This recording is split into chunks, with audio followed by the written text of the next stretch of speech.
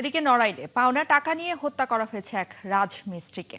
পাবনার আতাইকুলায় কার্যক্রম নিষিদ্ধ এক আওয়ামী লীগ নেতাকে গলা কেটে হত্যা করেছে দুর্বৃত্তরা। আর শেরপুরের শ্রীবর্দীতে জমি সংক্রান্ত বিরোধের জেরে দুই পক্ষের সংঘর্ষে 18 জন আহত হয়েছেন। সহকর্মীদের তথ্য এবং ছবিতে প্রতিবেদন।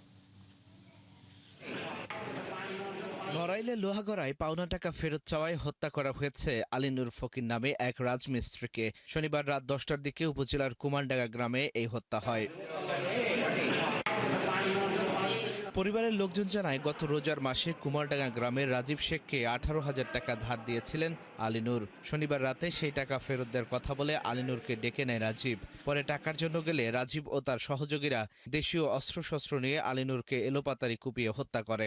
এই ঘটনার মূল রহস্য উদ্ঘাটনের জন্য আমরা ইতিমধ্যে আমাদের বিভাগের টিম ঘটনাস্থলে উপস্থিত হয়ে কাজ করছেন। আসামিদের অভিযুক্তদের গ্রেপ্তারের জন্য বিভিন্ন স্থানে অভিযান পরিচালনা করছেন। পাবনার আতাইকুলায় আব্দুল শুকুর নামে কার্যক্রম নিষিদ্ধ এক আওয়ামী লীগ নেতাকে গলা কেটে হত্যা করেছে দুর্বৃত্তরা। শনিবার বিকেলে আতাইকুলা থানাধীন ভুলবাড়িয়া ইউনিয়নের রতনপুরের একটি বাগান থেকে মৃতদেহ উদ্ধার করা হয়। আতাইকুলা থানা পুলিশের ভারপ্রাপ্ত কর্মকর্তা মুজিবুর রহমান জানান, শুক্রবার রাত 9টার দিকে বাড়ি থেকে বের হয়ে তিনি আর ফেরেননি। আমরা লাশ উদ্ধার করে দরকারি কাজগুলো সম্পাদন করার জন্য মর্গের উদ্দেশ্যে পাঠাইছি।